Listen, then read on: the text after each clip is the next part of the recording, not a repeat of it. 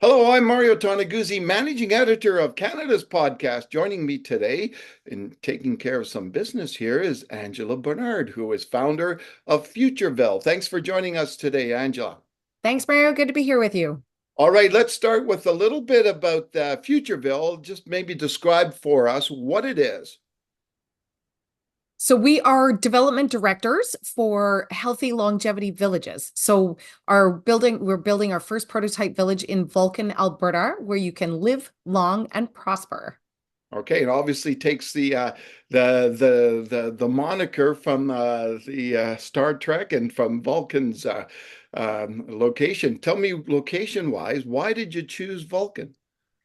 We actually have a criteria for where we look for properties and villages that can be developed. So within 1 hour of a major urban center is number one criteria. Safety and security is number two. So where there is a perceived sense of safety and security for people. So short commutes, safety, security. We want to see a base level of infrastructure in the town that we're also working in. There's a lot of infrastructure, even though it's a small town. There is, a whole list of infrastructure that's there, from recreation facilities to some of the highest broadband internet in the country and also we're looking for a unique destination as far as the natural attributes. So of course it is oil and gas country and the heart of agriculture here in Canada. So those features will be part of the actual experience in living in Vulcan. You can see you can see the foothills and the Rocky Mountains from there too. Absolutely, absolutely. It's Rocky Mountains one side, prairies the other.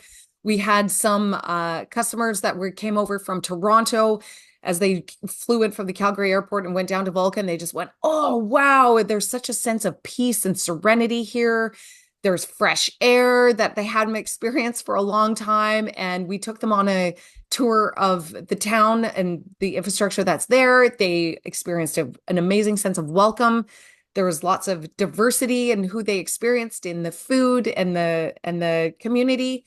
So we know that these are actually some of the pieces that in selling communities that people are often missing. They get sold properties and real estate, but they're missing the soft attributes of the community and where it comes from. So let's talk some numbers here, some specifics. How big do you envision the site to be? Uh, So it's 63 acres, Mario. So it's right on the edge of town. There's a 30-acre serviced industrial site right across the road. It's right beside a hospital, walking distance from the schools and the downtown core. So it probably fits the bill of the 15-minute walkable city. hmm. Within the 63 acres, there's an approved area structure plan already in existence. I would say it's a little bit outdated in so much as it was sort of checked off and endorsed by the community back in 2008. So we're looking at putting some fresh ideas into the development, and which includes a world-class health and treatment center, a boutique hotel, commercial services, and common social spaces. So it really is going to be sort of its own little village within a village. And it will be designed in such a way that there's a lot of community engagement. You will absolutely know your neighbors.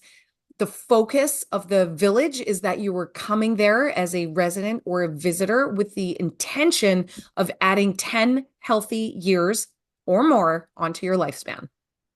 So, and roughly how many residences do you foresee there, and what types of residences?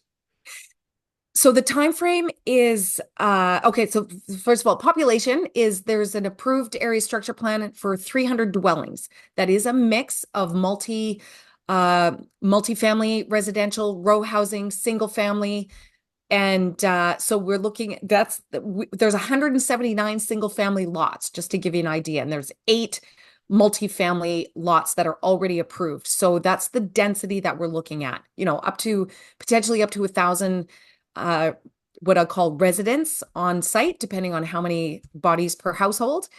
We are approved as a future zone, which is a showcase of housing and lifestyle technologies. And we've worked with the town of Vulcan to create that, and which will include short and long-term stays. So people can actually live there full time, or they can live there part time and then, rent out their house while they're not there in the rental pool. The timeline is we would like to get 100 community bonds sold, and that is pre-interest in living or working in Vulcan within the next 4 months. That's our goal. That's very optimistic, but we've partnered with Canada's podcast to get part of the word out. And we know, and we've been, working on our research over the last few years, that wellness real estate is the fastest growing niche in the world. Oh, And putting intentional health and spa and experiences built into real estate is a particular niche that we're focused on. oh, We have 2 years after the initial early adopters to get to a detailed area structure plan, and 3 years to build. So mhm. really, we're looking at getting those early adopters who want to build out a showcase home or a home and be part of the commercial builds in 3 years. So, and maybe explain a little bit more, Angela, the this bonds. What does that mean? And maybe walk me through it. Of you're approaching me to be it. If I'm interested in this, what does that mean for me? Absolutely. So keeping it as simple as possible, in historical or traditional construction builds, you buy off spec, right? So the developer comes up with all of the detailed design. Yeah. You're buying a product. Community is secondary. We're flipping that and saying we're looking for community bond holders to come in at the ground level to get the detail in the design of the community. So we are doing design charrettes. We're doing, what we're doing surveys on what are the features and programs that you want to see in the community. So you are an active voice in the getting from the detail now to what we want to build. So it's very community centric. And we've built in some safety and precautions into the bond offer. So as a bond holder, you do collectively will have a mortgage on title on the property. So it's backed by real estate, and there's also a 7% return on the bond. And that is because we know that the commercial interests in the community are going to return that, just, alone in the real estate, that the equity value return in the real estate is going to be that. So we're super confident. And so that's the assured guarantee for the early adopters. We Okay. also know that once you have skin in the game, if you like to describe it as that, or you have a stake in making sure this community gets built the way you want it to, you'll talk about it with two friends. Hmm. So what would a bond be worth? Like what's my effort of financially to put in here? So we've kept it really accessible because it's not an actual lot that we're selling, right? We're not selling a product yet. We're selling community first. Um, and just for the record, we have developed this with our finance team and our legal team. We're aligned with Canadian Securities Commissions. So it is within our network that we're selling community bonds. The minimum investment for a person is 5,000.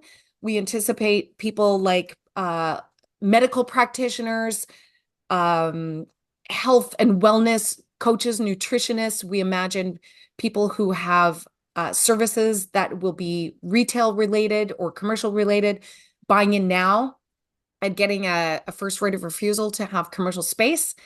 As a business, it's $10,000 investment for the same idea. And we want to build in healthy returns on investment at each step of the development process. Okay. Now, for residences, who do you think this is going to appeal to? Like, from the demographic point of view, I'm curious. If I could describe the niche as people who have already made the commitment and are willing to invest more in making healthy choices daily. Uh, I have a vision. My partners won't let me talk about how long I want to live for, but I believe that I can live very healthy over 100 years. And I've made a lot of changes, lifestyle changes, and food and optimal nutrition, optimal relationships. And I want to surround myself with people who are on the same quest. So, you'll be making choices in what the detail of your home. You'll have water filters in your home, for instance. You'll have healthier cars. You'll have healthier environments. We know that living in this small town, it already has a healthy impact versus the hustle and bustle of a major urban center. Sure. We want to bring the additional services so that they're close to home. Mhm. And you have a budget and you're willing to pay for those. When the time comes to put shovels in the ground, so to speak, do you have a vision of who do you want to partner with, or That's what? a great question. We have been intentionally researching and sourcing different developers who have created what I describe as kind of like the Disneyland of lifestyle experiences. So, but day to day, it's not just a resort you go to, it's actually what you're experiencing day to day. There's a few developers in British Columbia right now that have built sort of all-inclusive destination living experiences. Um, we're in very early stages talking to them, but that's who we envision coming to the table. Okay, and as you look into the future, Angela, like, do you foresee this kind of model, I guess, that being rolled out in other areas? Yeah, our big picture goal, Mario, is to develop this prototype village, perhaps two others. I have a vision for three different prototypes of different sizes for the purpose of open sourcing the process so that anybody can be their own village developer. Hmm. So we envision it being able to scale. We're developing, we're putting together a portfolio and a brochure of providers. When I say providers, housing providers. We're talking to a 3D printed home builder out of Toronto. We're talking to some modular home builders in Western Canada to say, listen, you can come in, you can buy the lot, you can pick, here are the features and benefits of these home builders who we've done all the research with, if you like, to make sure that they're quality approved and can build fast. But how they build is with less harm to the environment. They're faster. They have a longevity feature to the materials in their build. Those are the pieces that we're putting together on top of the programming and experiences in the village. All right, wonderful. Thanks, Angela, for joining us today. Fantastic. Thanks. Fun to be with you, Mario. All right, that was Angela Bernard, who is founder of FuturVille. I'm Mario Toneguzzi, managing editor of Canada's podcast. Thanks for joining us today.